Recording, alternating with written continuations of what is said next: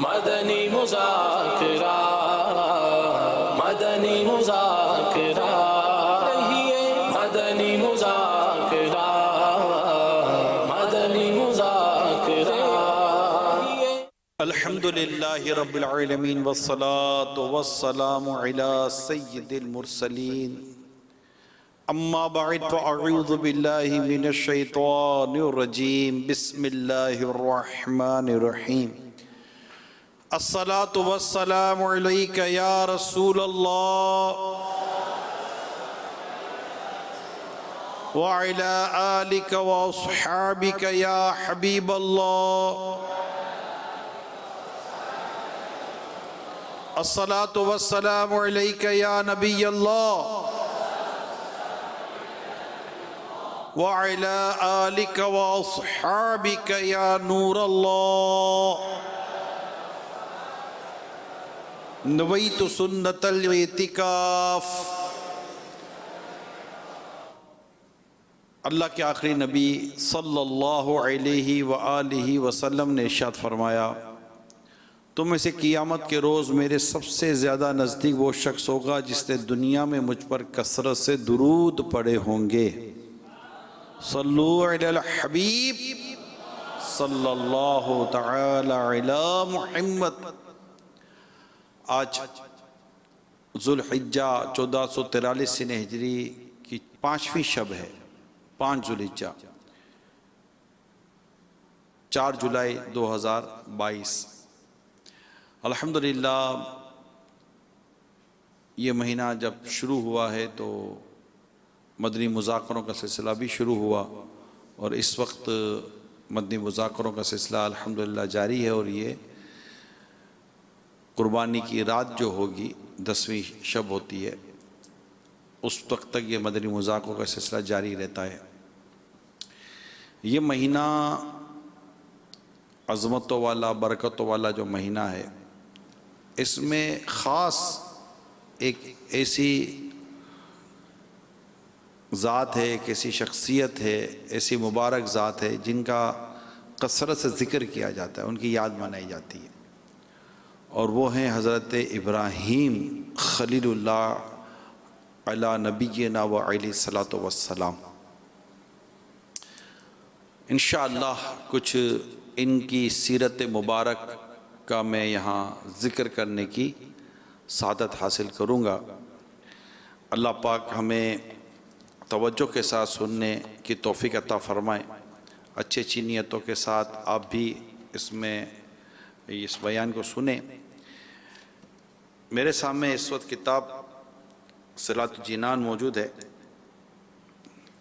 اس میں سے انشاءاللہ چند مدنی پھول بیان کروں گا، پھر اس ضمن میں انشاءاللہ کچھ نہ کچھ مزید عرض کرنے کی کوشش کروں گا۔ مفسرین اور مورخین یعنی تاریخ لکھنے والے، قرآن کی تفسیر لکھنے والے، ان کا یہ بیان ہے کہ ایک مرتبہ نمرود بن کنعان نے خواب دیکھا کہ ایک ستارہ طلوع ہوا جس کی روشنی کے سامنے آفتاب اور ماہتاب یعنی چاند اور سورج میں نور ہو گئے۔ اب اس سے وہ بہت زیادہ خوفزدہ ہوا، اور اس نے کاہنوں سے خواب کی تعبیر معلوم کی۔ انہوں نے کہا اس سال تیری سلطنت میں ایک لڑکا پیدا ہوگا، فرزند ایک بیٹا پیدا ہوگا جو تیری سلطنت کے زوال کا باعث بنے گا، اور تیرے دین والے اس کے ہاتھ سے ہلاک ہوں گے۔ یہ خبر سن کر وہ مزید پریشان ہوا، حکم دیا کہ جو بچہ پیدا ہو اسے قتل کر دیا جائے، عورتیں اپنے مردوں سے، مرد اپنی عورتوں سے دور رہیں، اب اس پر اس سے باقاعدہ ایک شعبہ بنا دیا تاکہ وہ اس جو حکم جاری ہوا اس کے نگہبانی کر سکیں، تاکہ کوئی بچہ پیدا نہ ہو سکے۔ اسی دوران حضرت ابراہیم علیہ السلام کی والدہ ماجدہ امید سے ہوئیں، اور ایسا ہوا کہ ان کا یہ معاملہ پہچانا نہ گیا کہ کیا ہو گیا۔ دوسری طرف کاہنوں نے نمرود کو خبر دی کہ وہ بچہ، اس بچے کا حمل تو ہو گیا ہے، وہ حمل میں آ گیا، امید ہو گئی ہے کہ وہ بچہ اب آنے والا ہے۔ اس سے نمرود کی پریشانی اور بڑھ گئی۔ جب حضرت ابراہیم علیہ السلام کی ولادت کا وقت آیا تو آپ کی والدہ ماجدہ اس تہ خانے میں داخل ہو گئیں جو آپ کے والد نے شہر سے دور کھدوا کر رکھا ہوا تھا۔ وہاں آپ علیہ السلام کی ولادت ہو گئی۔ تو حضرت ابراہیم علیہ السلام کی ولادت کا یہ واقعہ تھا کہ اس سے پہلے ہی خواب میں یہ دیکھ لیا گیا تھا، اور آپ کی شان و عظمت اس واقعے سے بھی بخوبی ظاہر ہو جاتی ہے۔ حضرت ابراہیم علیہ السلام اولو العزم رسولوں میں سے ہیں۔ آپ کو اللہ تعالیٰ نے اپنا خلیل بنایا، اس لیے آپ کو خلیل اللہ کہا جاتا ہے۔ آپ کے بعد والے تمام انبیاء کرام علیہ السلام آپ ہی کی نسل سے ہوئے، اسی اعتبار سے آپ کا لقب ابو الانبیاء بھی ہے۔ آپ کا مشہور نام ابراہیم ہے ابن رحیمن سے، ابن رحیمن، اس سے یہ بنا ہے جس کے معنی ہے مہربان باپ۔ آپ علیہ السلام چونکہ بہت مہربان تھے، جیسا کہ آپ کی سیرت سے پتہ چل جاتا ہے۔ یوں ہی آپ مہمان نوازی اور رحم و کرم میں بھی مشہور ہیں، اسی لیے آپ کو ابراہیم کہا جاتا ہے۔ سبحان اللہ۔ حضرت ابراہیم علیہ السلام عبادت کے تعلق سے بڑی آپ کی پیاری سیرت یہاں بیان ہوتی ہے کہ بڑا اہم و ممتاز مقام تھا عبادت کے تعلق سے، بڑی رغبت کے ساتھ نماز ادا فرمایا کرتے، اور اس بات پر آپ غمگین ہو جاتے کہ دوسرے لوگ عبادت سے غافل ہیں۔ حضرت قعب فرماتے ہیں ایک روز حضرت ابراہیم علیہ السلام نے عرض کی، اے میرے رب، مجھے یہ بات غمزدہ کرتی ہے کہ میں زمین پر اپنے علاوہ کسی اور کو تیری عبادت کرتا نہ دیکھوں۔ اس پر اب دیکھیں ان کا غم کتنا شاندار عالی شان غم تھا کہ آپ کو یہ بات غمزدہ کر دیتی تھی کہ آپ کے سوا اللہ تعالیٰ کی کوئی کسی کو عبادت کرتے آپ نہ دیکھتے۔ اس پر اللہ پاک نے فرشتے بھیج دیے جو آپ کے ساتھ نماز پڑھتے اور آپ کے ساتھ رہا کرتے تھے۔ کیا شان ہے، کتنا اہم ترین سبق ہے آپ کی سیرت پاک میں۔ دل جلانا، غم زدہ ہونا، کسی کو اللہ کی عبادت کرتا نہ دیکھ کر، عبادت سے غافل دیکھ کر۔ اے میرے پیارے اسلامی بھائیوں، اللہ پاک آپ کو اور مجھے اصلاح امت کا درد عطا کرے، خود بھی عبادت کریں اور دوسروں کو بھی اللہ تعالیٰ کی عبادت کی طرف بلائیں۔ اور حضرت ابراہیم علیہ السلام کا یہ خوبصورت وصف، خوبصورت انداز کہ کوئی کسی کو عبادت کرتا نہ پاتے اور عبادت سے غافل دیکھتے تو آپ غم زدہ ہو جاتے، اور آپ کا غم زدہ ہونا کتنا عظیم تھا کہ اللہ پاک نے فرشتے بھیج دیے جو آپ کے ساتھ عبادت کیا کرتے تھے، آپ کے ساتھ رہا کرتے تھے۔ کمال، ایک کاش حضرت ابراہیم علیہ السلام کی اس ادا کا فیضان ہم سب کو بھی نصیب ہو جائے۔ اس وقت اگر ہم چاروں طرف نظر گھماتے ہیں، مسجد مرثیہ خواہیں کہ نمازی نہ رہے، مسجد مرثیہ خواہیں کہ نمازی نہ رہے، یعنی وہ صاحب اوصاف حجازی نہ رہے۔ مسجد خالی، ویران، کئی ملکوں میں دنیا کے، جی ہاں میں آپ کو بتا دوں، دنیا کے کئی ملکوں میں مساجد کو تالے پڑے ہوئے، ہر مسجد کو تالا کسی ایک سبب سے نہیں ہے، اس وجہ سے بھی مسجد کو تالے پڑے ہیں کہ وہاں نمازی نہ رہے، یا نمازوں کے لیے امام نہ ملا، جی ہاں، میں آپ کو صحیح بتا رہا ہوں، یہ بھی ایک وجہ ہے، مسجدیں بند ہو گئی۔ پھر کوئی ایسی آتی ہے خبر کہ مسجد ماشاءاللہ کھل بھی جاتی ہے، دعوت اسلامی کے مدنی قافلے والوں کو اللہ سلامت رکھے، انہوں نے الحمدللہ جا جا کر کئی مساجد کھولی ہیں۔ تو یہ نمازی نہ ہونے کی وجہ سے، عبادت سے دوری کی وجہ سے۔ اللہ کے محلے میں جائیں تو اللہ کے محلے، بازار، مارکیٹ اٹھی پڑی ہوئی، لوگ ہی لوگ ہیں، سڑکوں ٹریفک جام، اتنا آدمی، مسجد خالی، اسپیشلی فجر خالی۔ تو کیا ہمارے سینے میں جو دل ہے وہ کیا اصلاح امت کے درد میں نہ دھر کے،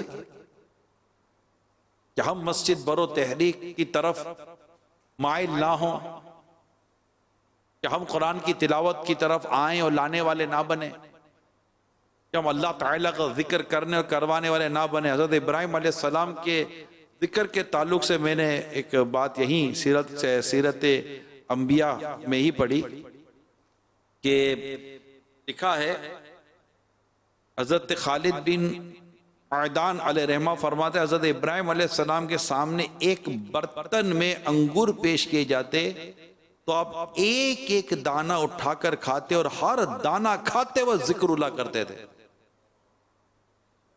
لکھا ہے کہ آپ علیہ السلام نے گزر بسر یہ ذکر کے تعلق سے تھا، یہ ذکر کیا کرتے تھے ہر دانے پر۔ ماشاءاللہ دعوت اسلامی میں دیا گیا ذہن، ہر ایک دو نوالے پر یا واجدو ہمارے اسلام میں کہتے ہیں، لیکن اب کتنے کہتے ہیں اور کب تک کہتے ہیں اور کہاں کہتے ہیں؟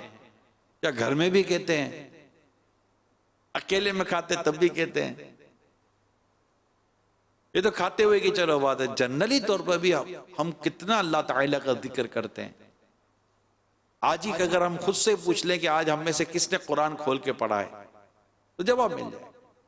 اب دینی طالب علم ہے، قرآن و حدیث کی تعلیم حاصل کر رہے ہوتے ہیں تو ڈیفینیٹلی ان کے سامنے اس طرح کے تو ماشاءاللہ کتاب و مضامین آ جاتے ہیں کہ ان کو کچھ نہ کچھ اس کی برکتیں نصیب ہو جاتے ہیں۔ کہ جنرل پبلک سے بات کی جائے یا گھر بیٹھی اسلامی بہنیں اگر یہ خود سے سوال کریں کہ میں نے آج کے دن میں قرآن کھولا، آج کے دن میں کتنے درود پاک پڑھے، کہ سبحان اللہ، الحمدللہ، اللہ اکبر کی کتنی تسبیحات پڑھ لیں، کلمہ طیبہ کی کتنی تسبیحات پڑھ لیں، تو جواب خود بخود ہمیں مل جائے گا کہ ہمارے ذکر کرنے کا عالم کیا۔ ہمارے تو اذان ہو رہی ہوتی ہے، اذان کا جواب دینے تک کی ہمیں توفیق نصیب نہیں ہوتی، حالانکہ ایسا آسان ثواب کمانے کا ذریعہ ہے کہ میں کیا بتاؤں آپ کو۔ حالانکہ یہ ذکر اتنی بڑی نعمت ہے کہ جب بندہ ذکر کرتا تو شیطان اس پر قابض نہیں ہو پاتا، شیطان اس پر قابو نہیں کر پاتا، شیطان کے وہ قابو میں نہیں آتا۔ یہاں ذکر سے غافل ہوتا ہے، وہاں شیطان قابو کرنا شروع کر دیتا ہے۔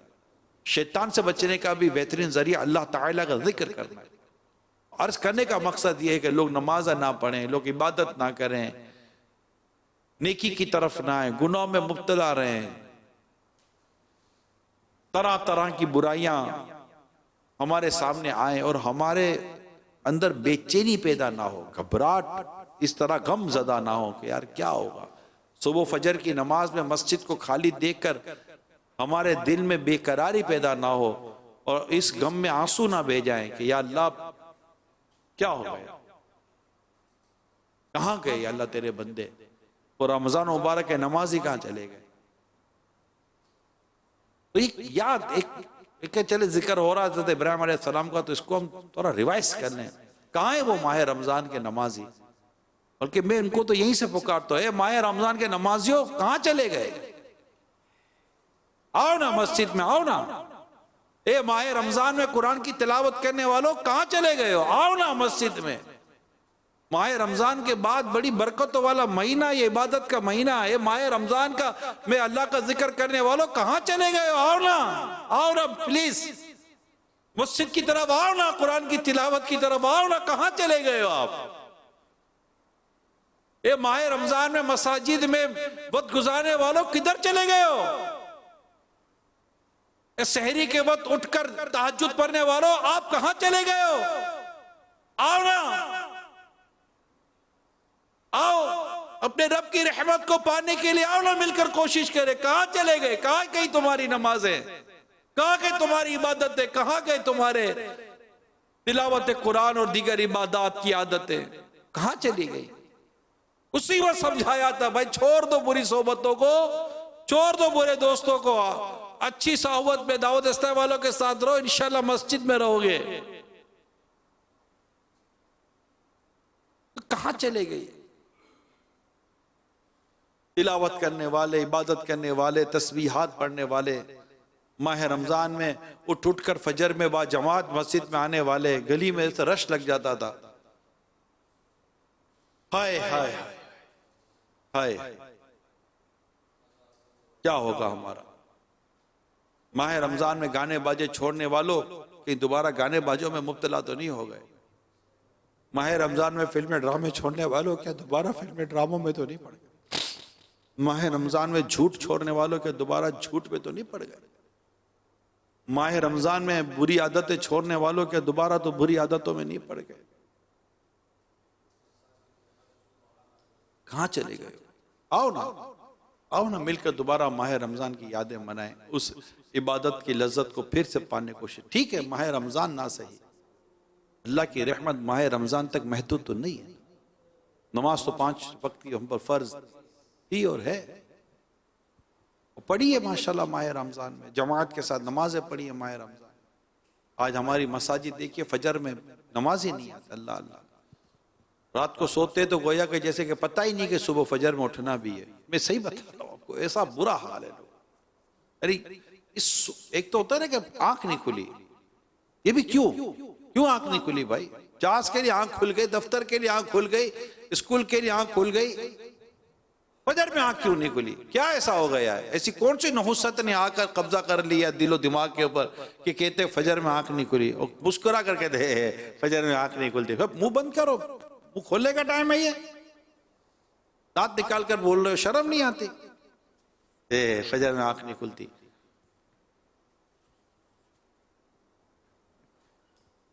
کیوں نہیں کھلتی؟ کبھی سوچ کر سوئے؟ یہ تو چلو وہ لوگ ہیں جن کی آنکھ نہ کھلنے کا ان کو احساس ہے کہ یار فجر میں آنکھ نہیں کھلی، یہ ایک پوائنٹ کی بات کر رہا ہوں، مگر وہ تعداد کہاں ہے؟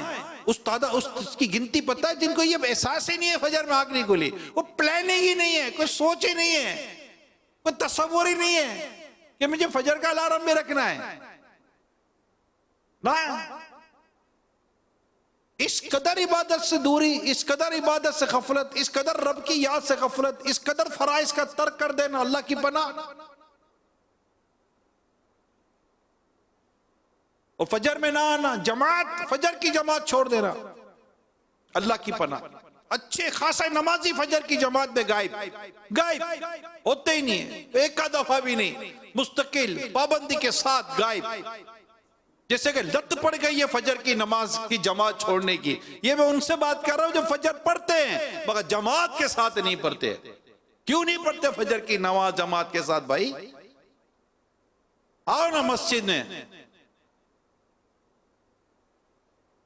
اور پھر نماز کے بعد اپنی زندگی کے جو جائز معاملات ہیں اس کو ٹھیک ہے انجام دیں۔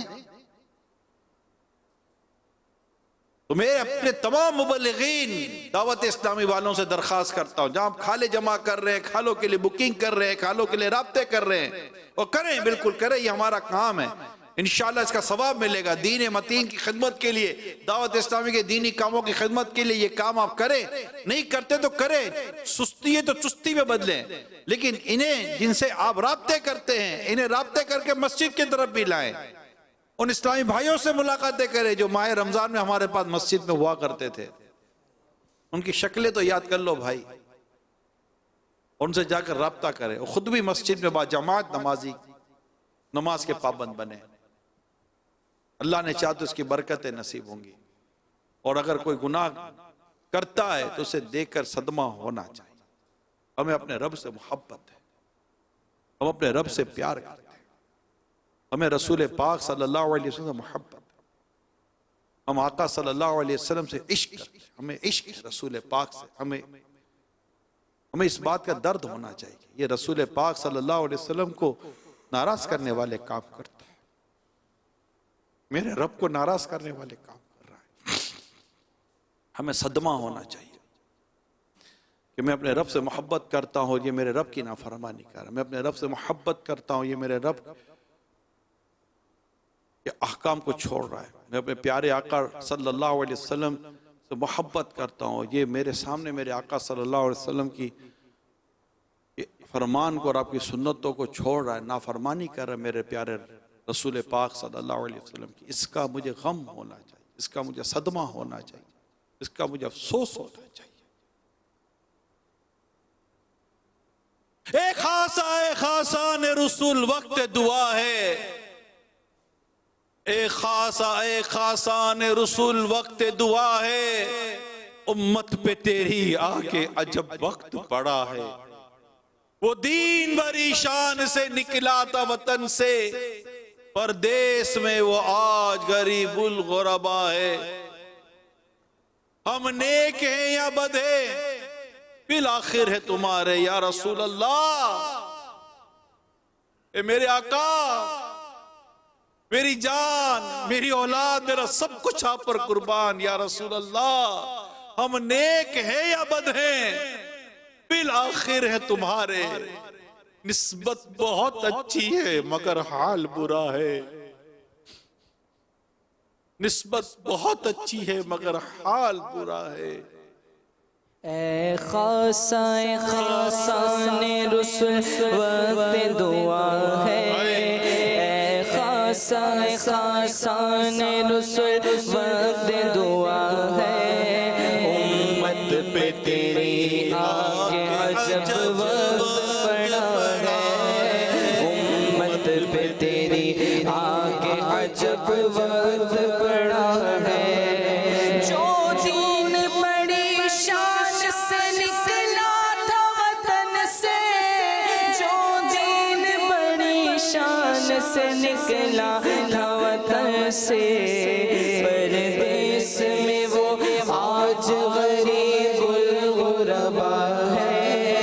پردیس میں وہ آج غریب الغربا ہے. امت پہ تیری آگے عجب وقت پڑا ہے. امت پہ تیری آگے عجب وقت پڑا. جو کچھ بھی ہے سب اپنے ہی ہاتھوں کے کر تو, جو کچھ بھی ہے سب اپنے ہی ہاتھوں کے کر تو. جو کچھ بھی ہے سب اپنے ہی ہاتھوں کے کر تو. شکوہ زمانے کا قسمت کا گلا ہے. شکوہ زمانے کا قسمت کا گلا ہے. امت پہ تیری آگے عجب وقت پڑا ہے. فریاد ہے کشتی امت کے نگہباں. فریاد ہے کشتی امت کے نگہباں. فریاد ہے کشتی امت کے نگہباں. بیڑا یہ تباہی کے قریب آنے لگا ہے. بیڑا یہ تباہی کے قریب آنے لگا ہے. امت پہ تیری آگے عجب وقت پڑا ہے. تدبیر سنبھلنے کی ہمارے نہیں کوئی. تدبیر سنبھالے گی ہمارے نہیں کوئی. تدبیر سنبھالے گی ہمارے نہیں کوئی. ہاں ایک دعا تیری جو مقبول خدا ہے. ہاں ایک دعا تیری جو مقبول خدا ہے. امت پہ تیری آگے عجب وقت پڑا ہے. حق سے دعا امت مرحوم کے حق میں کر. حق سے دعا امت مرحوم کے حق میں کر. حق سے دعا امت مرحوم کے حق میں. خطروں میں بہت اس کا جہاز آ کے گرا ہے. خطروں میں بہت اس کا जगह जाग गिरा है उम्मत पे तेरी आके अजब वक्त पड़ा है। मेरे प्यारे इस्लामी भाइयों, मदनी चैनल के नाजरीन, किसी को इबादत से गाफिल देखकर, अल्लाह के जिक्र से गाफिल देखकर हमें भी दर्द होना चाहिए। हज़रत इब्राहिम अलैहिस्सलाम गमज़दा हो जाते थे अल्लाह ताला की जब इबादत से गाफिल देखते। काश हमें ये एहसास, इस्लाह उम्मत के दर्द का एहसास नसीब हो जाए। और बात चली तो मैं दोबारा अर्ज़ कर दूं कि उस रमज़ान के नमाजियों को ढूंढे कहाँ चले, और रमज़ान की तिलावत करने वालों को ढूंढे कहाँ चले हैं। आपके इलाके में, आपके महल्ले में, आपकी मार्केट में, आपके आसपास हैं, आपके दाएं बाएं हैं, उनको ढूंढे, उन पर एक बार फिर शफ़क़त का हाथ रखें और उन्हें मोहब्बत के साथ फिर मस्जिद की तरफ लेकर आएँ। दावत इस्लामी की सुन्नतों की तरबियत के मदनी काफ़िलों में उन्हें सफ़र करवाएँ, इन्हें हफ्तावार इज्तिमा में लेकर आएँ, इन्हें मदनी मुज़ाकरों में लेकर मौका है, इन्हें अपनी खालें जमा करने में शामिल करें। कुछ न कुछ दीनी मजहबी मसरूफियत एक्टिविटीज़ में वो शामिल हो जाएंगे। ये हैं आपके आसपास ही, आपके इर्द गिर्द ही, आपके महल्ले में, आपके बिल्डिंग में ही, आपके आस पड़ोस में रहते हैं, आपके बाज़ार और मार्केट के अंदर हैं ये लोग जो पिछले दिनों आपके करीब थे। उनको ढूंढे, इंशाअल्लाह ताला मिलेंगे और इस तरह वो इंशाअल्लाह आपके साथ मसरूफ़ भी होंगे और इंशाअल्लाह मस्जिद का रास्ता भी पकड़ेंगे, नेकी की दावत का रास्ता भी लेंगे। अल्लाह पाक हम सबको अमल करने की तौफीक अता फरमाए। आमीन बिजाहिन नबील अमीन सल्लल्लाहु तआला अलैहि वालैहि वसल्लम। सल्लु अलल हबीब सल्लल्लाहु तआला अला मुहम्मद।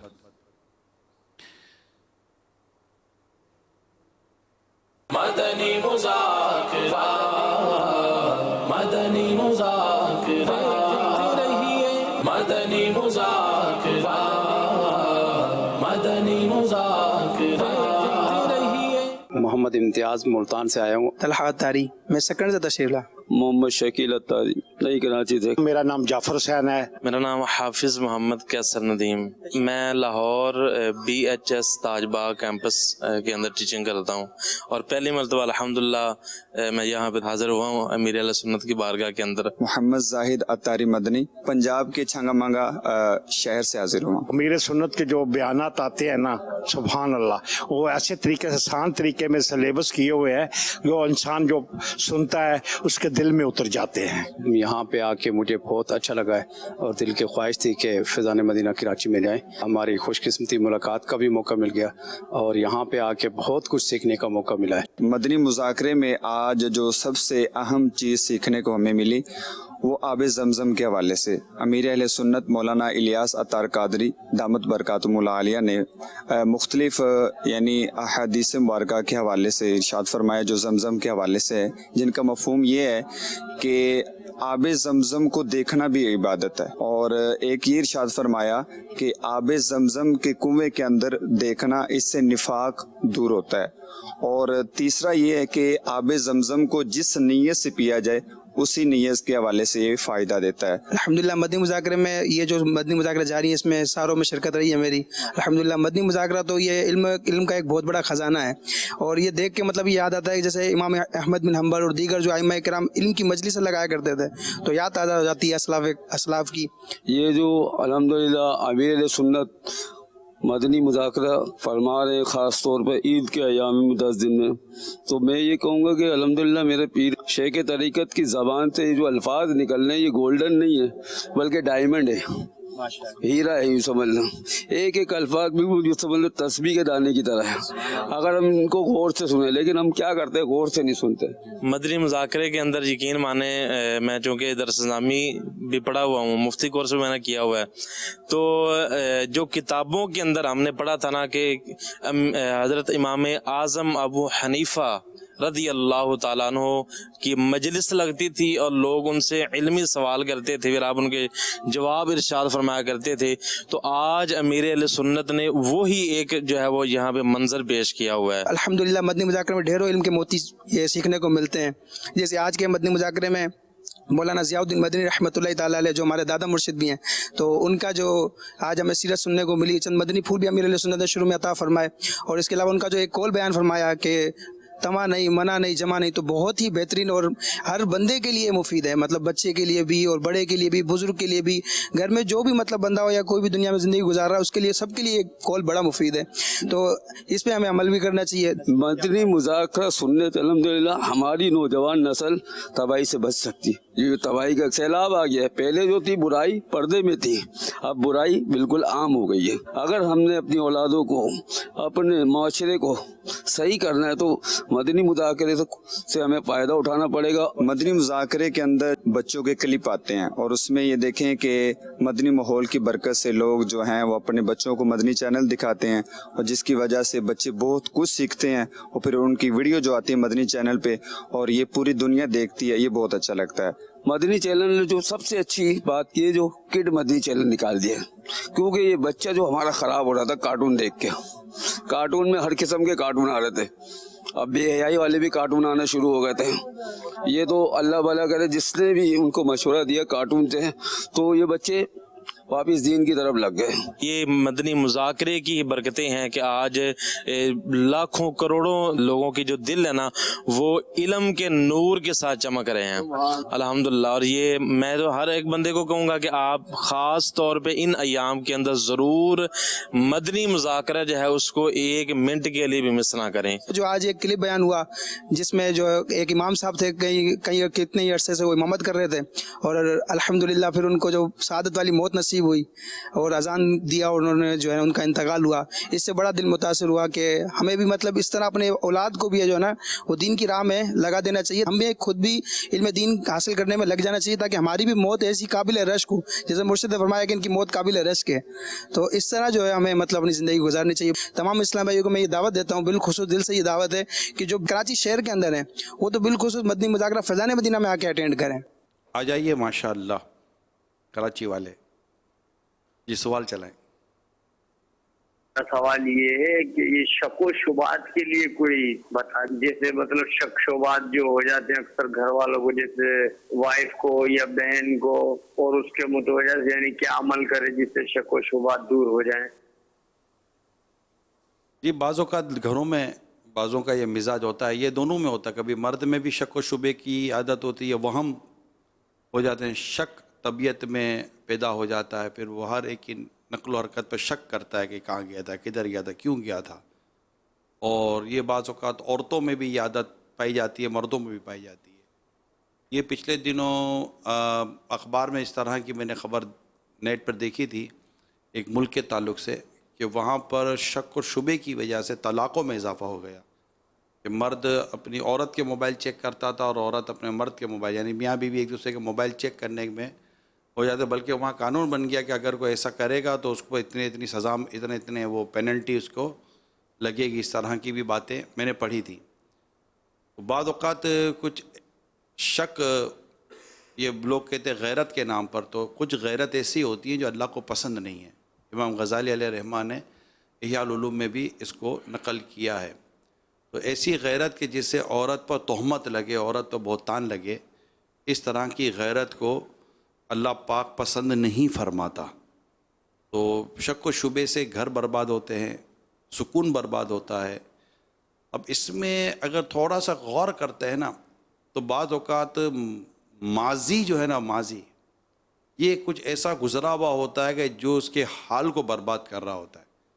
यानी उसने माजी में बाज़ औक़ात ऐसी हरकतें की हुई होती हैं कि उसको आगे जाकर लोगों पर शक ही पड़ रहा होता है कि यार मैंने ऐसा किया, मेरे साथ ऐसा हुआ, फ़लाँ ने भी ऐसा किया, फ़लाँ भी ऐसी थी, फ़लाँ भी ऐसा था। तो वो फिर अपने घर में अपनी माँ बहनों पर भी शक करना शुरू कर देता है।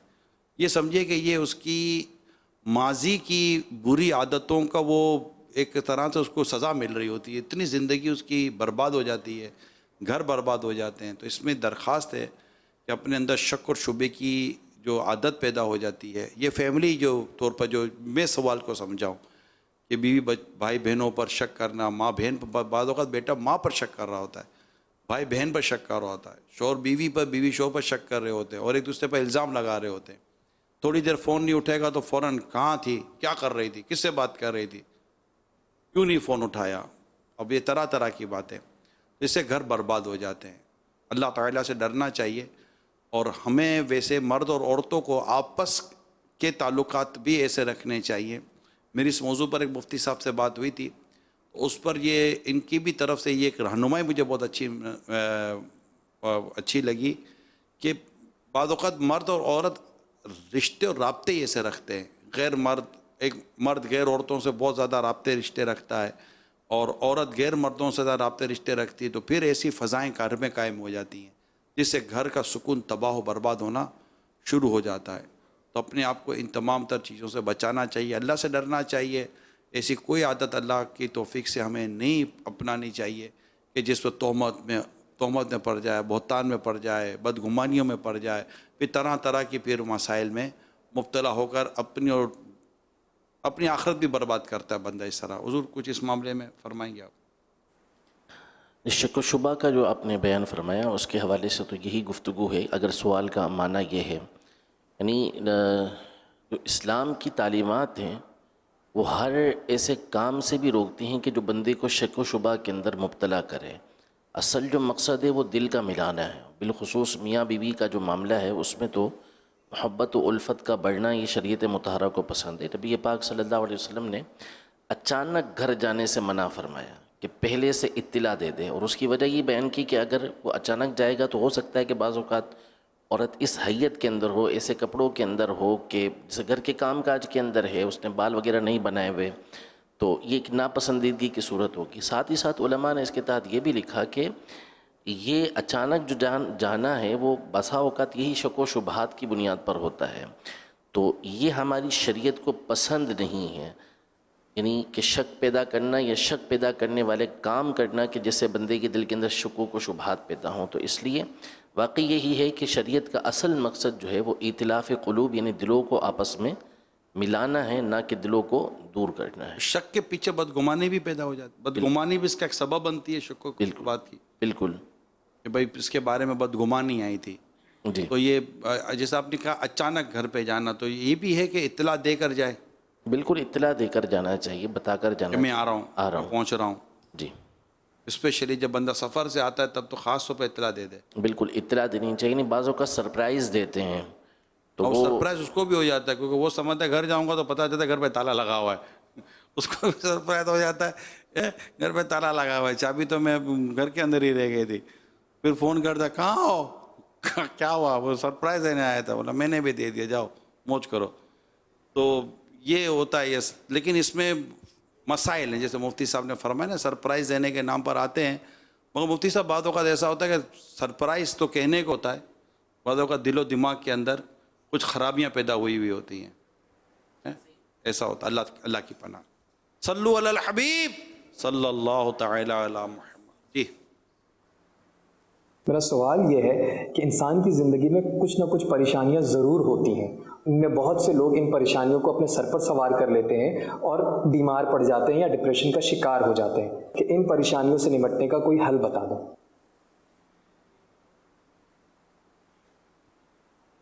ایک ایسے کتاب میں پڑھا تھا، دو شخص جا رہے تھے، تو ایک نے کہا یار بہت گرمی ہے، دوسرے نے کہا کم ہو گئی، کہا نہیں ہوئی، کہا تو پھر بولنے کا کیا فائدہ ہوا۔ کچھ چیزیں ایسی ہوتی ہیں کہ جن پر متعلق ذہن بنا لینا چاہیے، جس طرح موسم ہے نا، سردی گرمی، دھوپ چھاؤں، بہار خزاں، یہ موسم ہے، اس طرح انسان کی زندگی کے بھی موسم ہوتے ہیں، خوشی غمی، راحت مصیبت پریشانی، یہ موسم آتے ہیں، سدا ایک سا موسم رہتا نہیں ہے۔ کہتے ہیں جب خوشی آئی ہے تو انتظار کرو کہ اس کے پیچھے غم ہے، اگر غم میں مبتلا ہو تو تسلی رکھو کہ اس کے پیچھے خوشی آنے والی ہے۔ تو عمومی طور پر سدا ایک سا موسم رہتا نہیں ہے، انسان کو اپنے اندر یہ فلیکسیبلٹی پیدا کرنی چاہیے۔ اس کو عموماً ایک ورڈ ہے انگلش کا، رف اینڈ ٹف، آدمی کو رف اینڈ ٹف طبیعت کا ہونا چاہیے کہ ہر طرح کی آزمائش و مصیبت و پریشانیوں کے لیے اپنے آپ کو تیار رکھے، اور اللہ تعالیٰ سے دعا بھی کرتا رہے کہ اللہ تعالیٰ عافیت کا معاملہ فرمائے، اور اللہ نہ کرے کبھی کوئی ایسی مصیبت و پریشانی آ جائے تو اس سے کسی پر ڈالنے کے بجائے کہ یار فلاں کی وجہ سے ہوا یا فلاں نے یوں کر دیا، سب سے پہلے اپنی ذات میں دیکھے کہ یہ جو مصیبت مجھ پر آئی ہے اس میں میرا کہاں پر کردار ہے، کہ تمہیں جو مصیبت پہنچتی ہے وہ تمہارے ہاتھوں کی کمائی ہے، اور بہت کچھ تو اللہ تعالیٰ معاف فرما دیتا ہے۔ تو ایک تو یہ بنیادی بات ہے۔ دوسرا یہ کہ جب آزمائش و پریشانی آتی ہے تو پھر صبر کرے اور دن اور حالات کے بدلنے کا انتظار کرے کہ دیکھیں کب حالات بدلتے ہیں، اور وقت کے ساتھ ساتھ الحمدللہ حالات بدل جاتے ہیں۔ تو اور پھر وہ شعر ہے نا، جب کرم ہوتا ہے حالات بدل جاتے ہیں، کھوٹے سکے بھی بازار میں چل جاتے ہیں۔ تو انشاءاللہ تعالیٰ اس سے بہتری آئے گی، کہ صبر ہی کریں، ہمت سے کام لیں، راضی بالرضا، یعنی اللہ کے رضا پر راضی رہنے والی طبیعت بھی پیدا کریں، کہ اللہ تعالیٰ کو سب معلوم ہے جو کچھ اس کے بندے پر گزر رہی ہے، جو کچھ اس سے بندے پر بیت رہی ہے۔ اپنے رب سے دعا کریں، تہجد پڑھیں، ذکر و اذکار کریں، اور اس طرح اپنے اس وقت کو گزاریں کہ یہ پریشانی کا وقت بھی گزر جائے گا۔ ایک کتاب میں ایک اور بھی میں نے بڑی تسلی والی بات پڑھی تھی، جسے تم چاہتے تھے تمہیں نہ ملا، جو تم چاہتے تھے تمہیں نہ ملا، جو ملا ہے اسے چاہنا شروع کر دو۔ اب اور کوئی آپشن ہی نہیں، اب جو ہے وہ یہی ہے، چلیں اسی سے گزارا کر لیتے ہیں۔ تو طبیعت میں اس طرح کی صلاحیت پیدا کریں۔ میں آپ کو ایک اور عرض کر دوں کہ کمپرومائز کر لیں کہ یار چلو ٹھیک ہے، نبی پاک صاحب الاولاق صلی اللہ تعالیٰ علیہ وسلم تشریف لاتے ہیں اور ارشاد فرماتے ہیں کچھ کھانے کو ہے، عرض کی کہ نہیں، تو فرمایا میں روزے سے ہوں۔ ایسا ہی حضور آپ نے روزے، ایک دیکھیں یہ کتنی خوبصورت میسیج ہے، کتنا خوبصورت انداز میرے نبی پاک صلی اللہ علیہ وسلم نے دیا، اور کتنا زندگی کو آسان کرنے والا انداز رسول پاک صلی اللہ علیہ وسلم نے ہم کو بتایا۔ اب ہم جیسا آدمی گھر میں جا کر پوچھتا ہے کچھ کھانے کو ہے، نہیں ہے، نہیں ہے، کھانے کو نہیں ہے، اب کیا مطلب، نہ جس نے بولا نہیں ہے اسی کو کھا جائیں گے، کیا کریں گے؟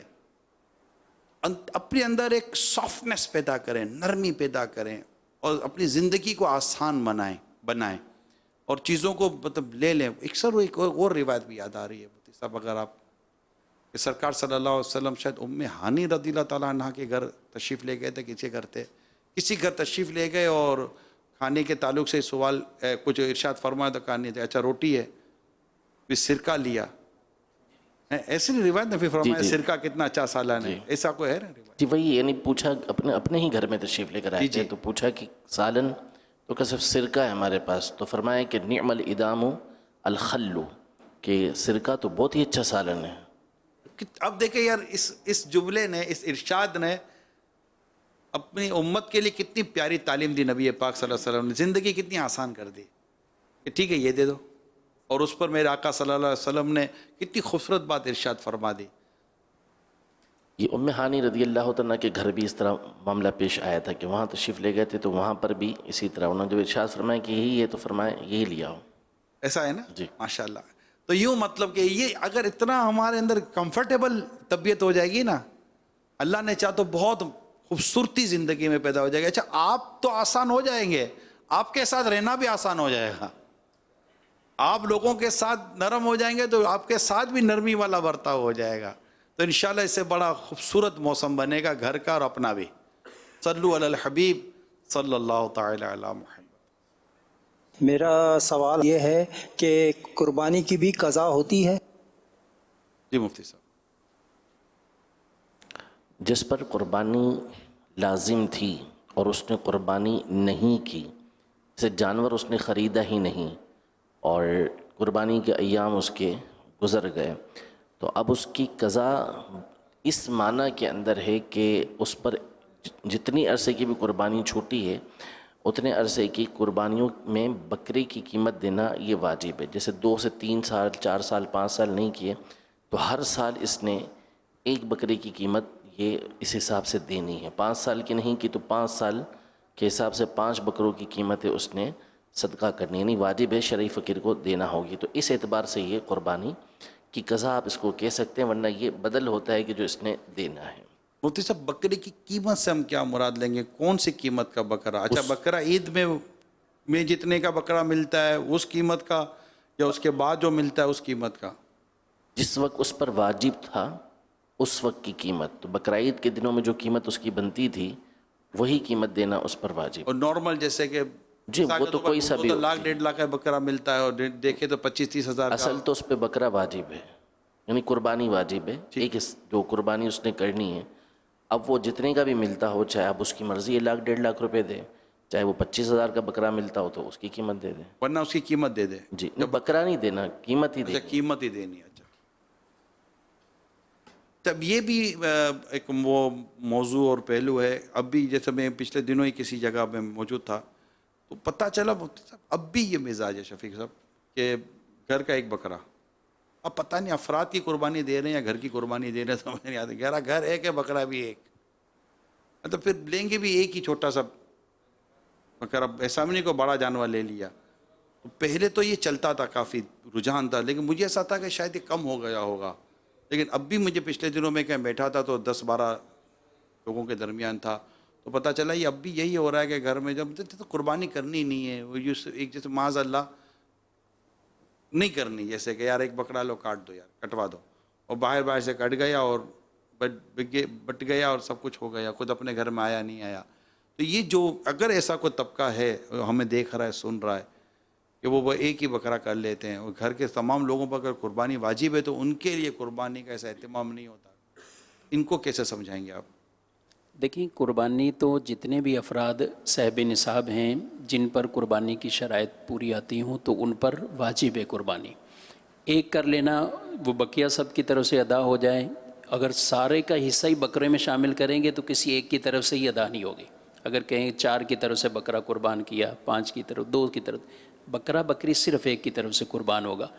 اب یہ جو رجحان آپ فرما رہے ہیں ابھی بھی ہے کئی جگہوں پر، یا تو لوگوں نے اس کو یہی سمجھ لیا کہ ہماری ضرورت کے لیے ایک ہی کافی. ایسا ہے نا؟ جی ہاں، بالکل ایسا ہے، اور اس کو ضرورت بھی کفایت بھی سمجھ آتے کہ سب کے لیے کفایت کر جائے گا. اور وہ کفایت یہ سمجھ رہے ہوتے ہیں عام طور پر کہ ہماری ضرورت اس سے پوری ہو جائے گی، ہمیں عید کے دن کسی کا انتظار نہیں کرنا پڑے گا، یا ہمارے گھر کے جو معاملات ہیں وہ چل جائیں گے. تو ان کو اس طرف نظر کرنی چاہیے کہ یہ عید قربان پر جو قربانی کی جاتی ہے شریعت مطہرہ نے صاحب استطاعت آدمی پر واجب فرمائی ہے. رسول مکرم صلی اللہ علیہ وسلم نے ارشاد فرمایا، جس آدمی کے پاس وسعت ہو اور وہ پھر بھی قربانی نہ کرے تو وہ ہماری عیدگاہ کے قریب نہ آئے. یعنی اس قدر ناراضگی کا اظہار ایسے آدمی سے فرمایا گیا کہ جو صاحب وسعت ہے، طاقت والا، استطاعت والا ہے، پھر بھی قربانی نہیں کرتا. تو ہر آدمی کو یہ ضرور سوچنا ہے، چاہے مرد ہیں یا عورت، جن پر بھی شرائط پوری ہوتی ہوں تو انہیں اپنا اپنا الگ الگ چاہے بکرا کریں یا ایک حصہ قربانی کا لے کر قربان کریں. کیونکہ مقصد گوشت تو ہے نہیں کہ ہم کہیں کہ ہماری فیملی کے لیے گوشت کافی ہے.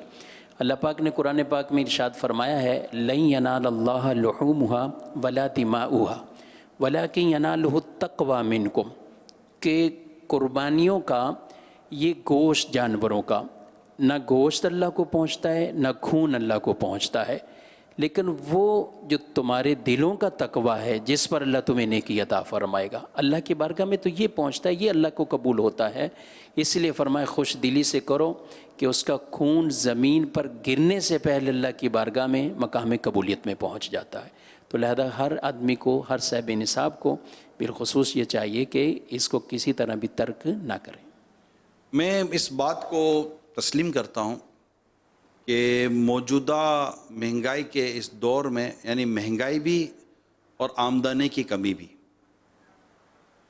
ہو سکتا ہے کہ ایسے کئی دیکھنے سننے والے ابھی یا بعد میں ہوں کہ جن پر قربانی شرعاً واجب ہو، لیکن وہ شاید آمدنی کی کمی اور جانور کے مہنگے ہونے کی وجہ سے شاید قربانی کرنے کے تعلق سے سستی کر جائیں. دیکھیں یہ نہیں کرنا چاہیے، جو ہے تو ہے، کرنی ہے تو کرنی ہے، اور رائے خدا میں کرنی ہے، خوش دلی کے ساتھ کرنی ہے.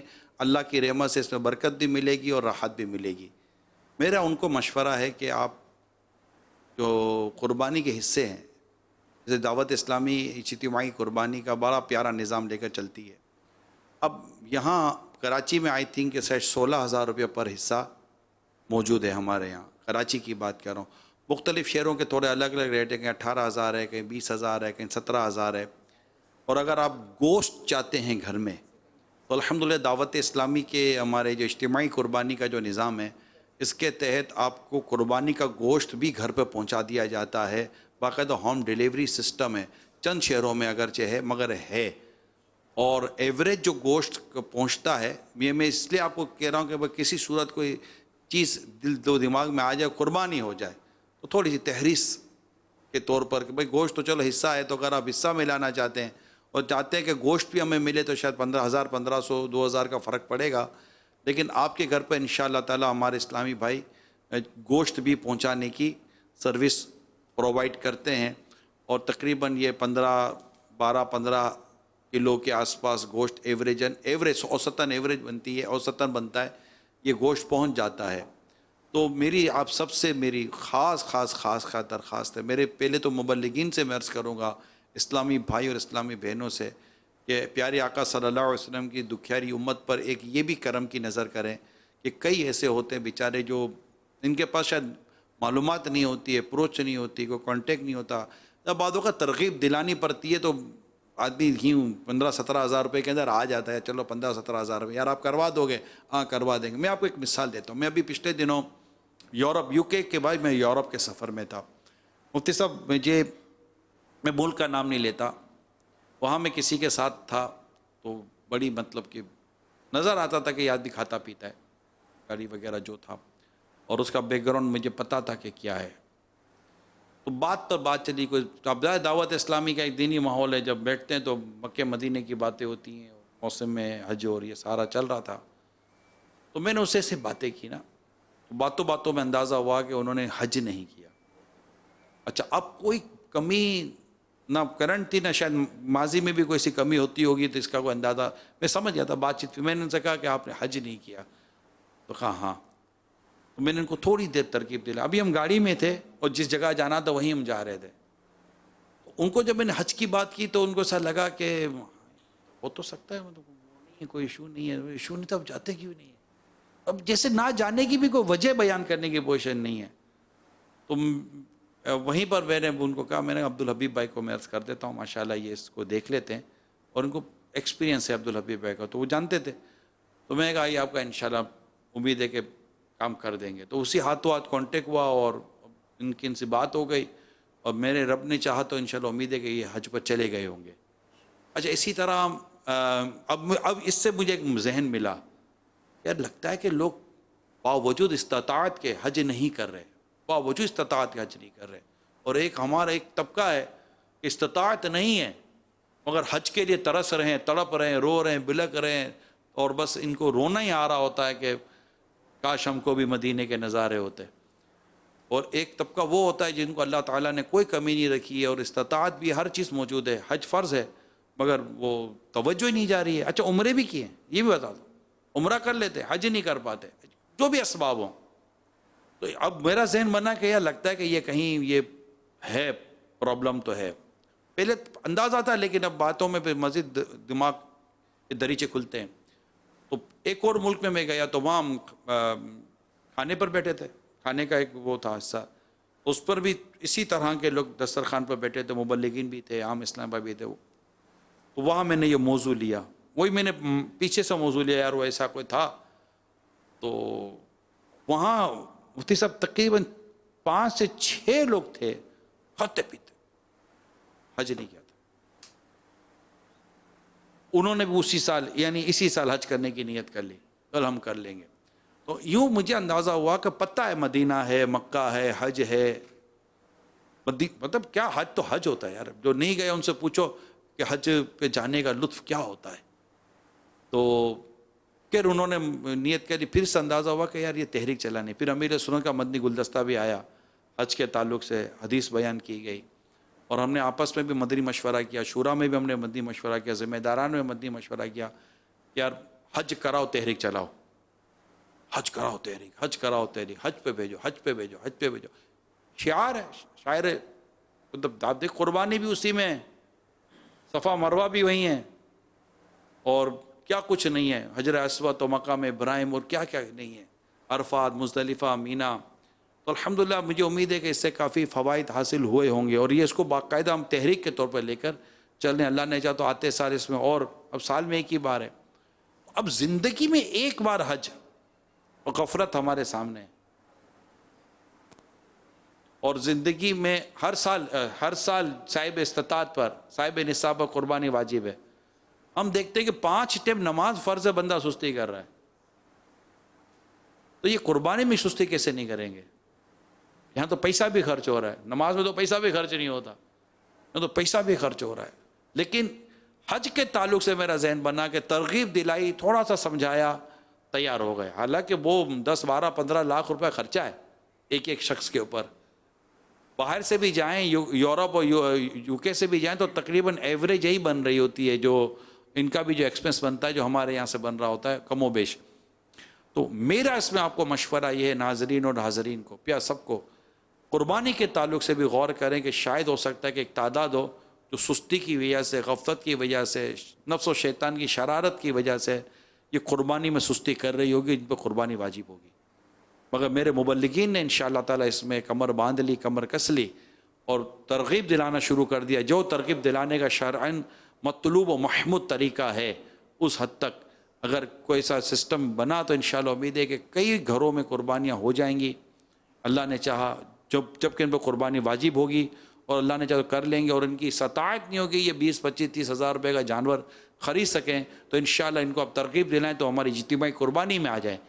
اجتماعی قربانی میں گنجائش اب تک موجود ہے. جو میرے کل اتوار کو میرے مدنی مشورہ کیا تھا، کل اتوار تھی، کل میرے مدنی مشورہ کیا اجتماعی قربانی کے تعلق سے، تو ابھی اسپیس ہے، ابھی گنجائش ہے. لیکن ظاہر وقت جیسے جیسے گزرتا جائے گا گنجائش بھی ختم ہوتی چلی جائے گی. پھر این مومنٹ پر آپ کا توجہ ہو جائے گی، پھر این مومنٹ پر شاید یہ منع کر دیں یا جانور کہاں سے آئے گا، تو پھر ایشوز پیدا ہو جائیں گے. تو میری درخواست ہے آپ سب سے، مہربانی کریں اجتماعی قربانی میں بھی حصہ لے کر اپنی قربانی ضرور کیجیے گا. یہ میری درخواست ہے آپ سے. صلو علی الحبیب صلی اللہ تعالی علی محمد. آپ سوچ رہے ہوں گے کہ امیر سنت کی زیارت کیوں نہیں ہو رہی ہے؟ سوچنا بھی چاہیے. انشاءاللہ کچھ دیر میں بتاتا ہوں انشاءاللہ. سوال؟ اگر ایک بڑے جانور کی قربانی جس میں کہ 7 حصے ہو سکتے ہیں، 7 سے کم لوگ اس کو خریدتے ہیں، جیسے کہ 3 لوگوں نے اس کو خریدا، اب وہ اس کے حصوں کے مطابق آپس میں تقسیم نہیں کرتے. جیسے اگر 3 نے خریدا تو 2 جتنے 3 حصے لے لیں، ایک جو ہے وہ 1 لے لے. وہ حصوں کے مطابق تقسیم نہیں کرتے، بس وہ کہتے ہیں کہ یہ ہماری 3 جتنوں کی قربانی ہو گئی. اور تو کیا اس طرح ان کی 3 کی قربانی ہو جائے گی اور یہ تینوں برابر گوشت بھی تقسیم کر لیں گے، یا کہ ان کو حصے ہی بنانے پڑیں گے؟ تو اس کے بارے میں رہنمائی فرما دیں. جزاک اللہ خیر. اس سے ہی بنانا ہوں گے. ظاہر ہے کہ جو جانور ہے، بڑا جانور جو بھی ہے جس میں 7 حصے مقرر ہوئے ہیں، تو اس میں شرط یہ ہے کہ ایک حصے سے کم کسی کا نہ ہو، یعنی 7ویں حصے سے کم کسی کا نہیں ہونا چاہیے. ہر ایک کا کم از کم ایک حصہ ہو. اور اگر اس سے زائد ہیں تو کوئی مسئلہ نہیں. جیسے 7 افراد بھی اس میں شریک ہو سکتے ہیں، تو 6 بھی ہو سکتے ہیں، 5 بھی ہو سکتے ہیں، 4 بھی ہو سکتے ہیں، 3 اور 2 بھی ہو سکتے ہیں. تو جس کا جو مقرر ہوا ہے اسی کے حساب سے اس کو گوشت لینا ہوگا. یہ اندازے سے نہیں ہو سکتا. ہاں، اس کی پھر مختلف صورتیں ہیں جو امیر السنت نے بھی تحریر فرمائی ہیں. یا تو یہ ہے کہ کسی ایسے کو دے دیں سارا کا سارا گوشت کہ جو ان کے ساتھ شریک نہ ہو، تو پھر وہ اندازے سے تقسیم کر دے. یا پھر دوسری صورت یہ ہوتی ہے کہ گوشت کے ساتھ ساتھ الگ الگ چیزیں ملا کے دے دیں. کلیجی ملا لی، پائے ملا لیے، یا اسی طرح اور چیزیں جو گوشت کے علاوہ ہوتی ہیں وہ ملا کے مکس کر کے دے دیں گے، تو یوں اندازے سے بھی پھر تقسیم کاری ہو سکتی ہے. سوال چلائیں. صلو علی الحبیب صلی اللہ علی محمد. SMS کے ذریعے ایک بڑا سوال آیا ہے، نگران شورا اس پہ کچھ کلام فرمائے کہ وہ کہہ رہے ہیں کہ گھر میں کیا سکھ چین کا پودا لگا سکتے ہیں، کیونکہ گھر میں اکثر لڑائی ہوتی رہتی ہے. ہاں لگا سکتے. اچھا، کیوں نہیں لگا سکتے؟ کہاں سے ملے گا؟ دعوت اسلامی بھی شجر امن کا پودا لگتا ہے، محبت کا پودا لگتا ہے، شفقت کا پودا لگتا ہے، نرمی کا پودا لگتا ہے. اس پر کمپرومائز کا، درگزر کا پانی ڈالنا پڑتا ہے. اسے نا اتفاقی کی ہواؤں سے بچانا پڑتا ہے. اور اس طرح کی انشاءاللہ چیزیں ہوں تو الحمدللہ اچھے خاصے محبت و پیار کے میٹھے میٹھے پھل پیدا ہوتے ہیں. ہو سکتا ہے جو میں نے عرض کر دیا اس طرح کا. امیل سنت کی آئیے میں آپ کو آواز سناتا ہوں. السلام علیکم ورحمۃ اللہ وبرکاتہ۔ وعلیکم السلام۔ اللہ پاک آپ سب کو خوش رکھے، عافیت نصیب فرمائے۔ اور آج کچھ طبیعت نرم گرم ہو گئی ہے، ویسے خاص بات نہیں ہے، ابھی انشاءاللہ میں نے دوا وغیرہ پی ہے، تو اللہ کرے تو کل مدنی مذاکرے میں میری حاضری ہو جائے گی انشاءاللہ۔ انشاءاللہ آپ ضرور شرکت کیجیے گا، آج بھی اور کل بھی، اور شرکت کرتے رہیے گا۔ دعا کریں اللہ تعالیٰ امیر سنت کو مکمل صحت و تندرستی عطا فرمائے، دراز عمر بالخیر عطا فرمائے، آپ کا سایہ ہم سب پر تا دیر دراز فرمائے، قائم فرمائے، اور انشاءاللہ کل اللہ نے چاہا تو امیر سنت کی، رب نے چاہا تو جلوہ گری ہوگی انشاءاللہ۔ آپ دعا کرتے رہیے گا، مدنی چینل کے ناظرین بھی دعا کرتے رہے انشاءاللہ۔ یہ کال چلائیں۔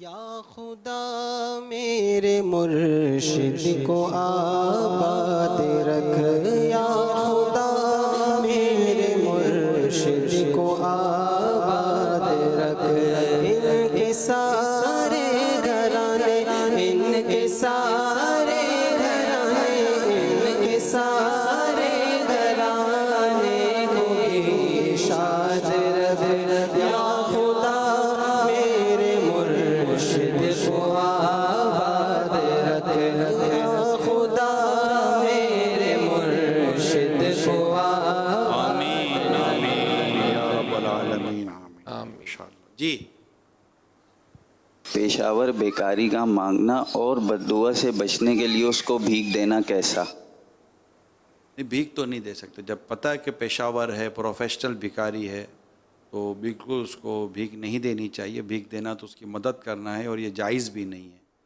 اس میں اس کی مدد بالکل نہ کی جائے۔ اور رہی بات بد دعا، تو وہ کہتا ہے، لیکن وہ بد دعا سے بھی ڈرنا نہیں چاہیے، ایسی کوئی بات ہے نہیں نا مفتی صاحب، ایسا ہی ہے جی، پر دینا نہیں چاہیے۔ بعض لوگ تو اپنی گاڑی میں باقاعدہ گھر سے نکلتے تو سکے رکھ کر نکلتے ہیں، کیونکہ آئے گا تو دے دیں گے، آئے گا تو دے دیں گے۔ یہ ان کو نہ ہی دیں، ان کے تو ایسے اسٹیشن بندے ہوئے ہیں۔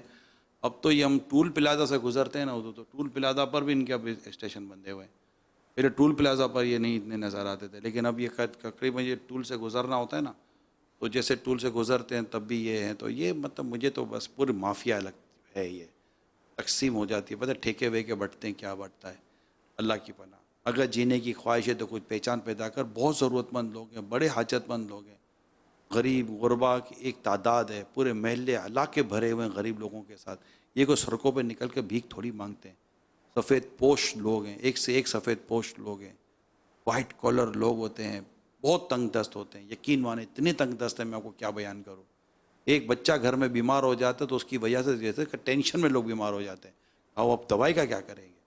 200-500 روپے کی دوائی، ڈاکٹر کے پاس جاؤ تو 200-400 روپے تو اس کے پاس نکل جاتے ہیں، اگر لکھ دے ٹیسٹ تو 1000-1500 تو ٹیسٹ میں نکل جاتے ہیں، پھر دیکھے کوئی اینٹی بایوٹک مہنگی دوائی تو ہو گئی، یہ 2500-3000 ہزار روپے تو کوئی ایک بچہ بیمار ہو گیا 2500-3000-4000 ہزار بولے، اگر کوئی ہاسپٹل میں کوئی ایمرجنسی وارڈ میں داخل کرا دو تو باہر نکلتے نکلتے اس کے 5-10 ہزار روپے کا بل بن جاتا ہے۔ یہ میں آپ کو جو گراؤنڈ ریئلٹی ہے وہ میں بیان کر رہا ہوں، ایسے ایسے لوگ پریشان حال ہیں۔ ان بھکاریوں کو دینا پیشاور، ان کو دینا، ان کو تو نہ ہی دو کہ یہ کوئی محنت مزدوری کریں اور کوئی پیسے کمائیں اور اپنے بیوی بچوں کا پیٹ پالیں۔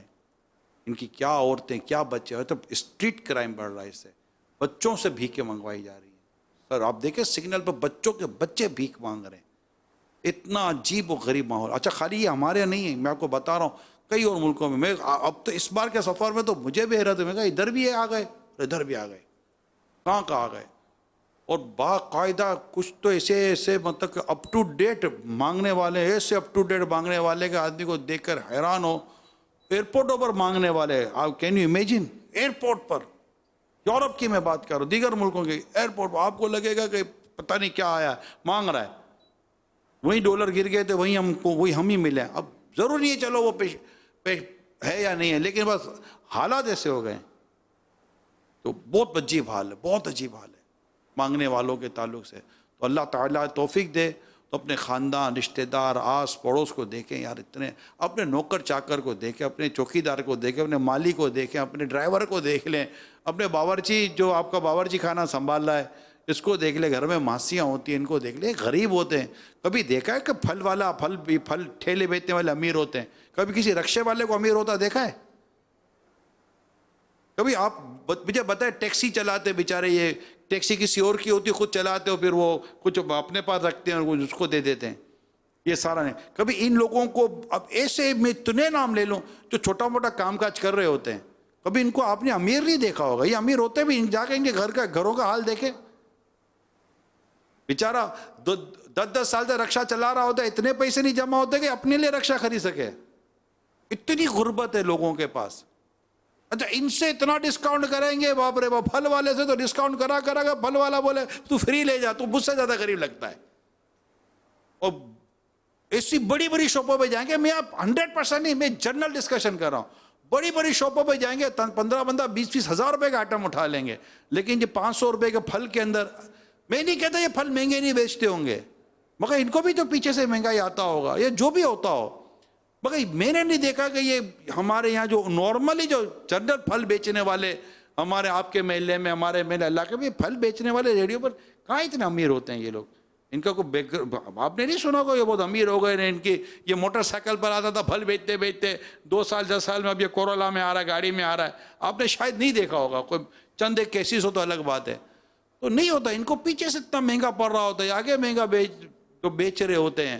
بعضوں کی پوزیشن بدل جاتی ہو تو میں 100% پہ تو بات کر نہیں رہا ہوں، لیکن جن کے ساتھ تھوڑا بہت ہلکا پھلکا بندہ کھاتا پیتا آدمی ہاتھ رکھ دے، یا چلو یار لے لو یار، اس کے بیچارے کو 2 پیسے کا فائدہ ہو جائے گا، تو وہاں تو اتنا ڈسکاؤنٹ کرائیں گے، اتنا بال کی کھال کھینچیں گے. اور بڑی بڑی جگہوں پر میں نے دیکھا ہے، بڑی بڑی جگہوں پر دیکھا ہے، 20 ہزار، لاکھ 2 3 لاکھ روپے، 10 لاکھ، 15 لاکھ، 20 لاکھ، 50 لاکھ، 2 2.5 کروڑ روپے کا ایک آئٹم خریدتے ہیں، مگر ان کو ڈسکاؤنٹ نہیں سوچتا. ہوتا ہے برانڈیڈ، ہوتا ہے، اپنی مرضی ہے. لیکن میں صرف سمجھانے کے لیے کہہ رہا ہوں کہ غربت اگر ڈھونڈنی ہے تو بہت جگہوں پر غربت ہے. دن رات محنت کرنے والے بھی غریب ہیں. عام یہاں سڑکوں پر ہم نکلتے ہیں کہیں تو وہ نہیں، وہ تھوڑی چینی لے کر بیٹھے ہوئے ہوتے ہیں، مزدور ٹائپ کے لوگ انتظار کر رہے ہوتے ہیں کہ کوئی آج کی دیہاڑی کا کوئی کام مل جائے گا. یہ کہاں امیر ہوتے ہیں یار؟ یہ امیر صحیح کہہ رہے ہیں، یہ امیر نہیں ہوتے ایسے لوگ بیچارے. میں جنرل بات کر رہا ہوں، سب 100% میں بات نہیں کر رہا. لوگ کہتے ہیں یار غریب کہاں سے ڈھونڈے یار، تمہاری آنکھیں کیا ہے، غریب نظر ہی نہیں آتا معاشرے میں. اتنا غریب آدمی ہے معاشرے، اتنا غریب آدمی ہے، اور غریب سے غریب تر ہوتا چلا جا رہا ہے. تو ڈھونڈے ان کو، ان بھکاریوں کو، جو پیشہ ور بھکاری جو روڈوں پر، عموماً جو روڈوں پر جو اس طرح سڑکوں پر جو سگنلوں پر کھڑے ہو کر جو گاڑیاں دروازے بجا کر جو مانگ رہے ہوتے ہیں، عمومی طور پر کہہ سکتے ہیں مفتی صاحب یہ ہوتے تو پیشہ، ان کو دینا جائز ہے ہی نہیں. میں دینے والوں کی سمجھ نہیں آتی، عقل و شعور ان کا جاتا کہاں پر ہے. نہیں ویسے اتنے سمجھدار ہوتے ہیں کہ آلو بھی خریدنے جاتے ہیں تو 6 ٹھیلوں پر دیکھتے ہیں اور پھر 10 دفعہ کمی کرائیں گے. ساری عقل سمجھ سب کچھ آ جاتی ہے. اچھے بھلے افراد کو میں نے خود مسجدوں میں، اپنی مسجد کے اندر کئی مرتبہ بیانات کیے، اس حوالے سے سمجھایا ہے. وہی مسجد سے باہر نکلیں گے تو دیتے ہوئے جائیں گے.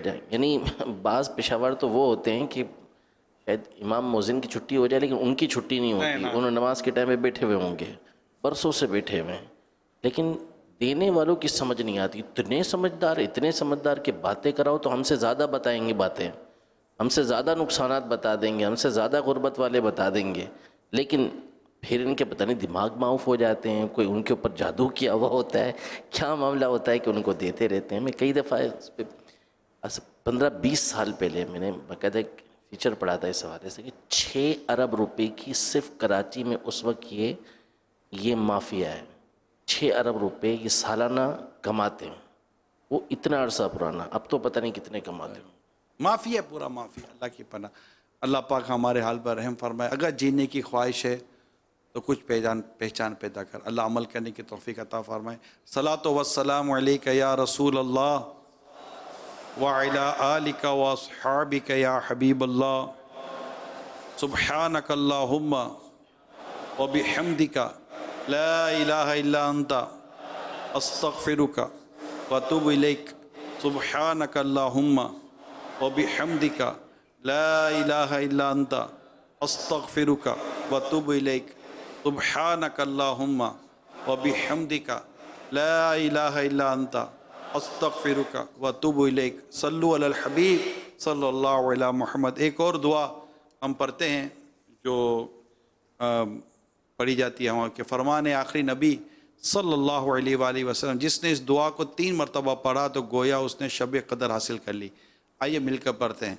ला इलाहा इल्लल्लाह अल हलीमुल करीम सुब्हानल्लाहि रब्बिस समावाति अस्सब्इ व रब्बिल अर्शिल अज़ीम।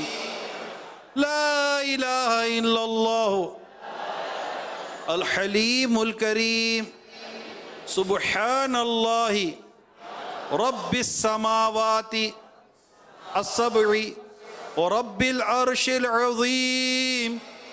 ला इलाहा इल्लल्लाह अल हलीमुल करीम सुब्हानल्लाहि रब्बिस समावाति अस्सब्इ व रब्बिल अर्शिल अज़ीम। सल्लु अलल हबीब। ये आज अमीन आगे की जो मामूलात हैं हमारे। सल्लु अलल हबीब सल्लल्लाहु ताला अला मुहम्मद व अला आलिहि व स्वहबिहि व बारक वसल्लम।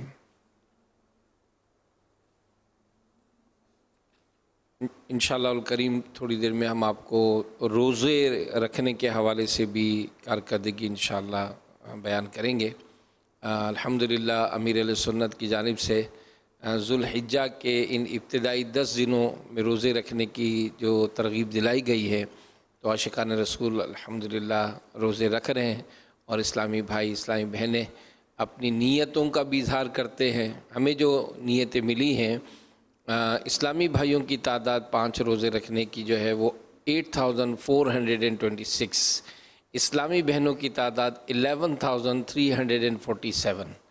3 रोज़े रखने की नीयतें जो अब तक मिली हैं 12402, इस्लामी बहनों की तादाद 8279। 2 रोज़े रखने की नीयतें इस्लामी भाइयों की तादाद 19994, इस्लामी बहनों की तादाद 11811। टोटल जो नीयतें हमें मिली हैं वो 72,259। तो आप भी माह ज़ुल्हिज्जा के इन मुबारक दिनों की बरकतें पाएँ और रोज़े रख कर सवाब भी मिलेगा और जैसे कि फ़ज़ाइल भी बयान हुए हैं और मज़ीद इंशाअल्लाह इसकी बरकतें पाएंगे। सल्लु अलल हबीब सल्लल्लाहु ताला अला मुहम्मद व अला आलिहि व स्वहबिहि व बारक वसल्लम। इसी तरह रोज़ाना नाज़रीन से सवालात किए जाते हैं। सवाल नंबर 1 फर्स्ट हुआ था सईदी कुतुब मदीना रहमतुल्लाहि अलैह के उर्स की तारीख़ बताइए। जवाब 4 ज़ुल्हिज्जा शरीफ। सवाल नंबर 2 इमाम अबू बकर इब्ने अबी शैबा रहमतुल्लाहि अलैह को इमाम बुखारी रहमतुल्लाहि अलैह से क्या निस्बत है? जवाब आप इमाम बुखारी रहमतुल्लाहि अलैह के उस्ताद थे। सवाल नंबर 3 रुए ज़मीन का बेहतरीन पानी कौन सा है? जवाब ज़मज़म शरीफ। तो दुरुस्त जवाबात जिन्होंने दिए उनके सिलेक्टेड नाम वक़ार अहमद अत्तारी ओकाड़ा पंजाब, बिनते उबैद गुजरांवाला, बिनते अशरफ लेबर स्क्वायर लांडी कराची, हयात अत्तारी मातली, बिनते मोहम्मद असलम लाहौर, हामिद रियाज वाह कैंट और बिनते उस्मान फैसलाबाद।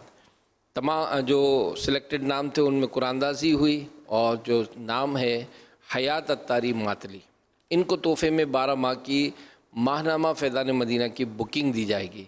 ये अपना नाम या जिसका भी नाम पेश करें उनको 12 महीने तक इनके एड्रेस पर इंशाअल्लाह माहनामा फैज़ान मदीना जो है कलर ये पेश किया जाएगा। सल्लु अलल हबीब सल्लल्लाहु ताला अला मुहम्मद व अला आलिहि व स्वहबिहि व बारक वसल्लम। दुआ।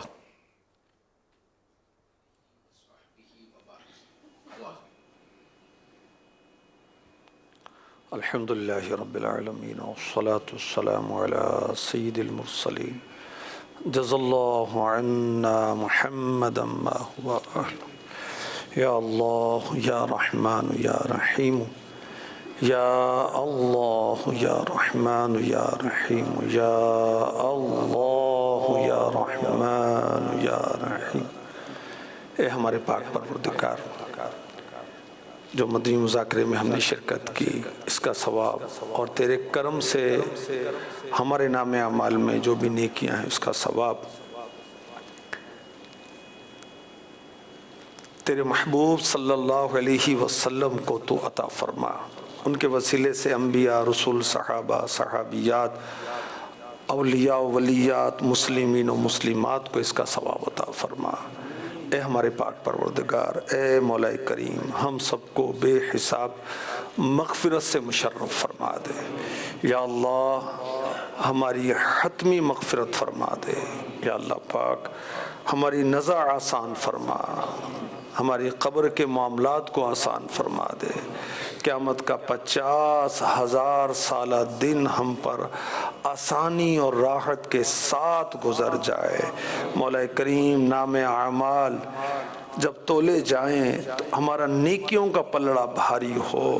یا اللہ پل صراط سے گزرنے کا وقت آئے تو چمکتی ہوئی بجلی کی مانند ہم پل صراط کو خیر و عافیت کے ساتھ عبور کرنے میں کامیاب ہو جائیں۔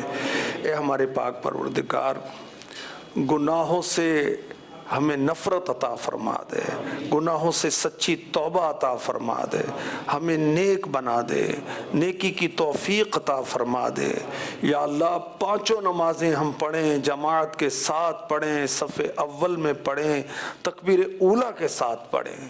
یا اللہ ہمیں عاشق قرآن بنا دے، یا اللہ ہمیں عالم قرآن بنا دے، یا اللہ ہمیں قاری قرآن بنا دے، یا اللہ ہمیں عامل قرآن بنا دے۔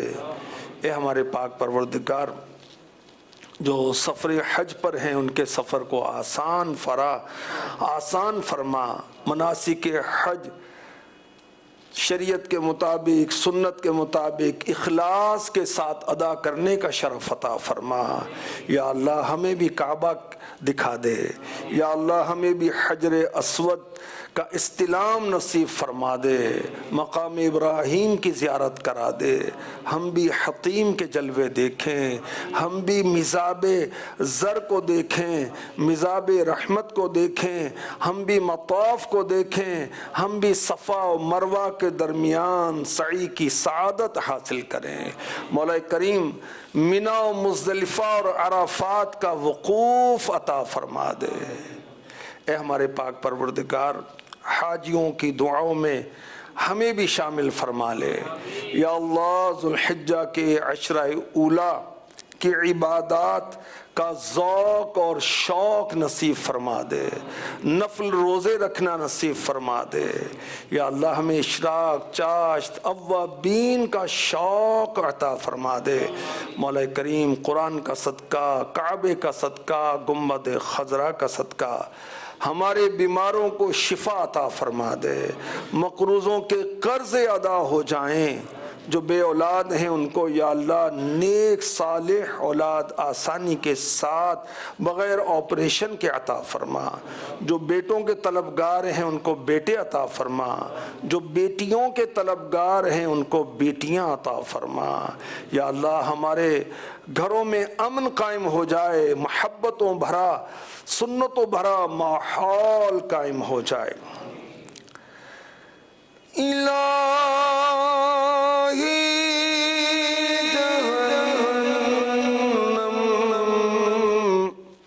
سے آزاد کر دے، الہی جہنم سے آزاد کر دے۔ میں پھر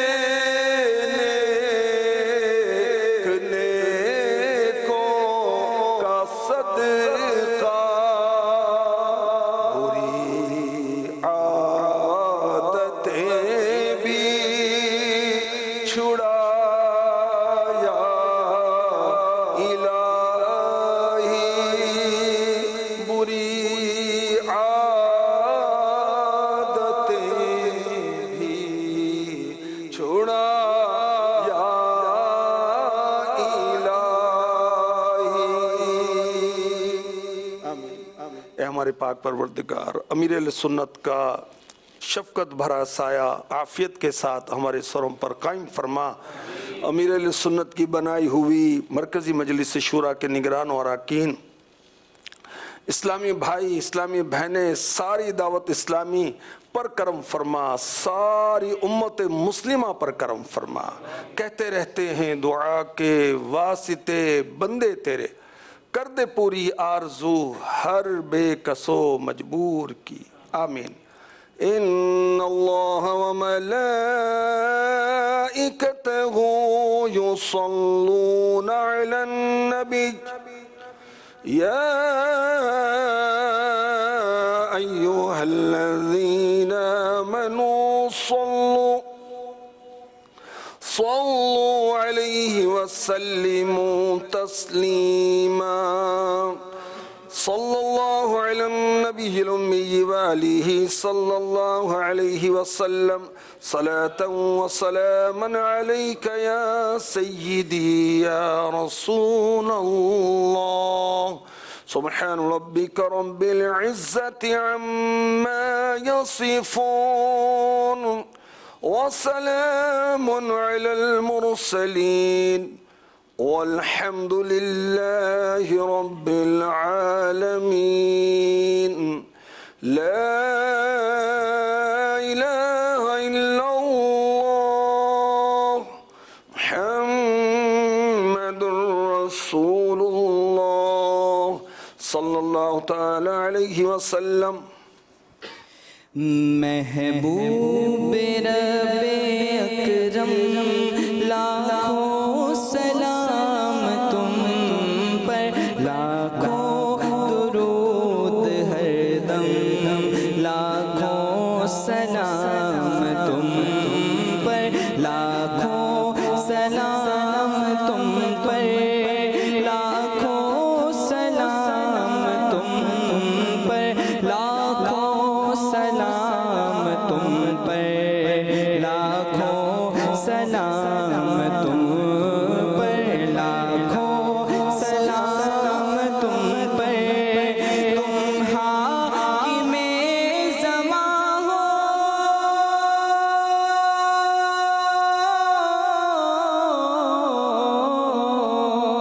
तुम हाकिमे ज़मां हो, सुल्ताने दो जहां हो, सल्लल्लाहु सुल्ताने दो जहां हो।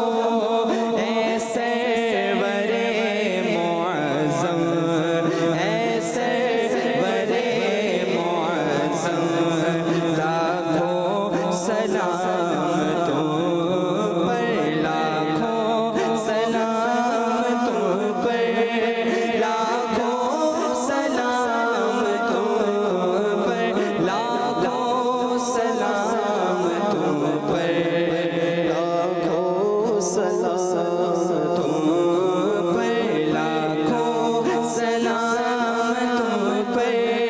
ऐ वालिए मदीना,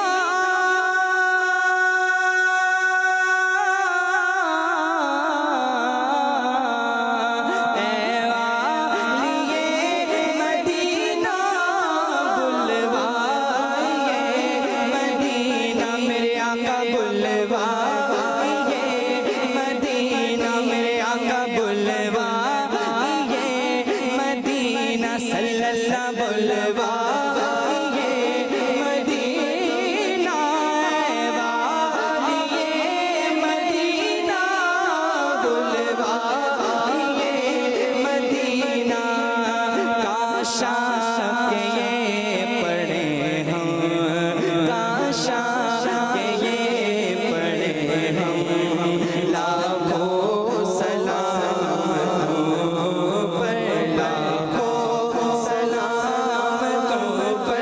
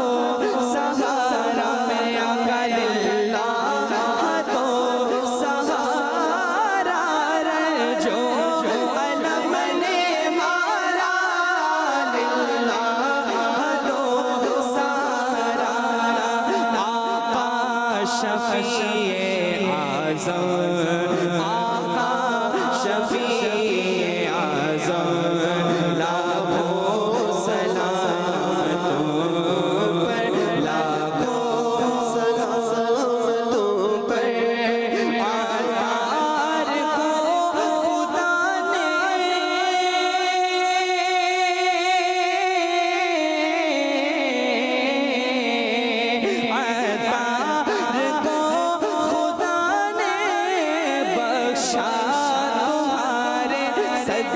हबीबी बख्शा तुम्हारे सजदे मेरे आका बख्शा तुम्हारे सजदे अतार को खुदा ने बख्शा तुम्हारे सजदे लाएंगे जहन्नम तुम पर सलाम हर दम लाखों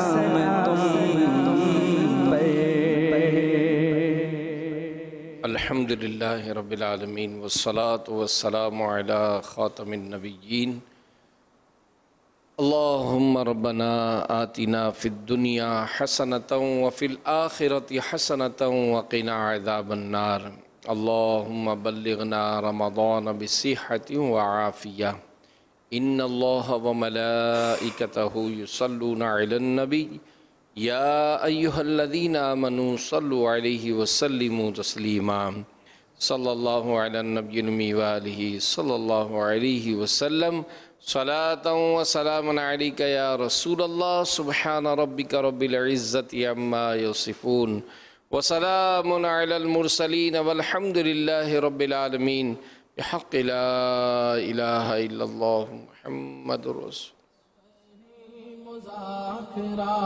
खौफ खुदा और इश्क नबी दामन में आओ भर सभी खौफ खुदा और इश्क नबी दामन में आओ भर सभी दिल की ये दुनिया बदल जाएगी दिल की ये दुनिया बदल जाएगी राह जिना की मिल जाएगी राह जिना की मिल जाएगी मदनी मुज़ाकिरा मदनी मुज़ाकिरा मदनी मुज़ाकिरा मदनी मुज़ाकिरा शरई सवालात इसमें सुने नेकों के हालात इसमें सुने शरई सवालात इसमें सुने नेकों के हालात इसमें सुने सीखे अकायद दीन के क्या है शैतान से ईमान को बचाएं